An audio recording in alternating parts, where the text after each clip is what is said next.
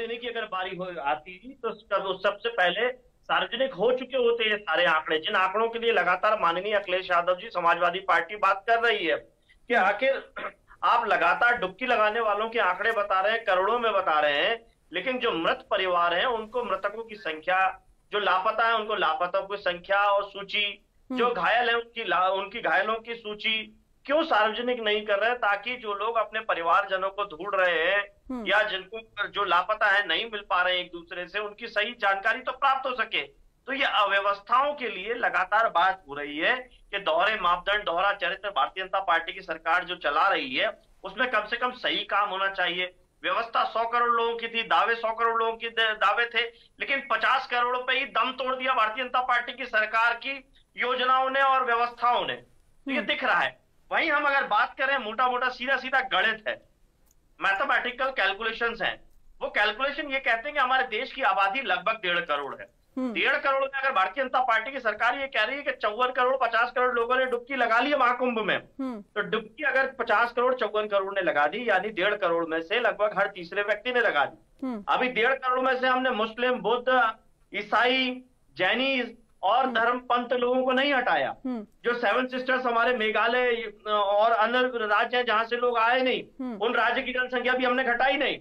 जो साउथ के हमारे कई राज्य हैं जहां से लोग आए नहीं, हम्म। वो संख्या हमने घटाई नहीं। जम्मू कश्मीर जहां से कई लोग आए नहीं, वो संख्या हमने घटाई नहीं। जी। हमने मान लिया 1.5 करोड़ हम्म। आबादी और इनका 50 करोड़।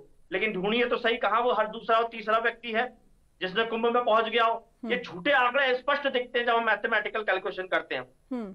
रेल ठीक है। मंत्री हम्म। रेल मंत्री ये कहते हैं कुंभ शुरू होने से पहले कि लगभग हम 13,000 गाड़ियां चलाएंगे, हम्म। विशेष रेलगाड़ियां चलाएंगे। और जी। अभी दावे किए कि 12,553 हम्म। रेलगाड़ियां हमने चला दी। ठीक है। अगर आपने 12,553 गाड़ियां चला दी, भारत में हर दिन तकरीबन 22,553 रेलगाड़ी चलती हैं, हम्म। जिसमें मात्र 13,442 हम्म। ट्रेनें जो है ये यात्रियों की गाड़ी चलती हैं। तो जो 13,492 गाड़ियां चल रही थी यात्रियों की, हम्म। उनको ही संचालन करने में दिक्कत थी, और रेल मंत्री कह रहे हमने 13,000 और चला दी। हम्म।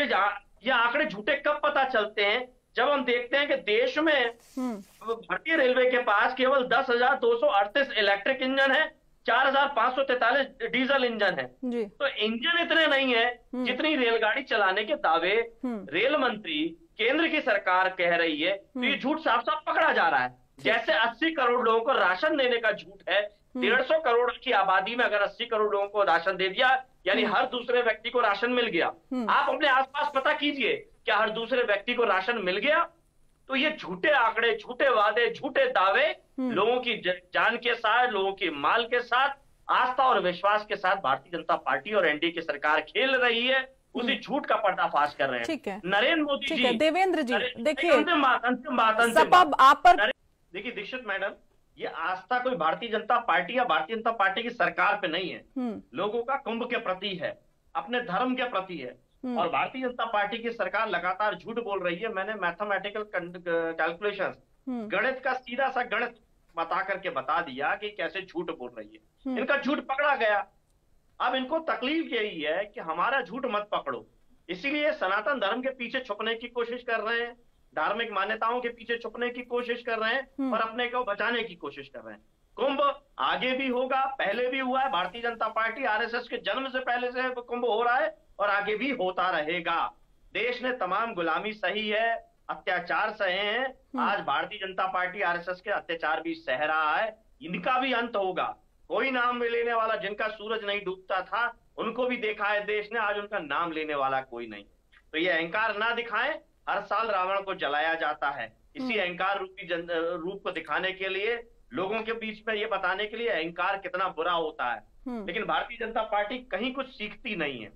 अब ये कह रहे हैं, अभी जो पूर्व वक्ता थे कह रहे थे सरकार ने आंकड़े घोषित कर दिए हैं। अरे सूची नहीं है भाई, कौन मृत हुआ, लोग अपना शरीर मांग रहे हैं, अपने परिवारजनों का अंतिम संस्कार के लिए मांग रहे हैं। लापता लोगों की सूची नहीं है, घायल लोगों की सूची नहीं है। आप कह रहे हैं सरकार ने सब कुछ कर दिया।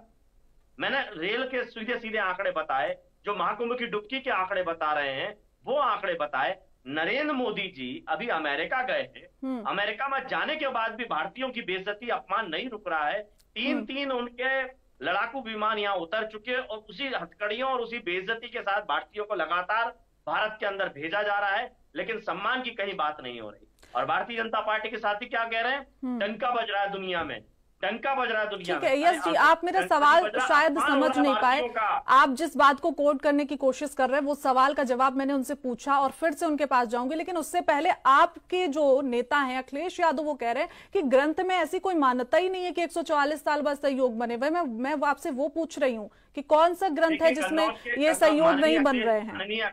माननीय अखिलेश यादव जी ने बड़ा स्पष्ट कहा, कन्नौज के राजा हर्षवर्धन जी ने कुंभ में एक तरीके से शुरुआत करी, या लोगों के ठीक तरीके से चलन में आया कुंभ का स्नान।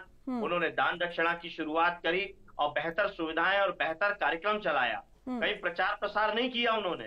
और ये सरकार केवल प्रचार प्रसार तक करना चाहती है कि जो किया इन्होंने ही किया। 60 करोड़ लोग, इनकी हम आंकड़े को अगर सच भी मान लें तो केवल इनके कहने पे आए। अगर इनके कहने पे आए तो व्यवस्था क्यों नहीं दे पाए? बड़े बुजुर्ग बच्चे क्यों पैदल चल रहे हैं इतना? ठीक है, या तो आप मेरे सवाल का जवाब नहीं देना चाह रहे या फिर सवाल नहीं समझ पा रहे। देवेंद्र जी देखिए, वो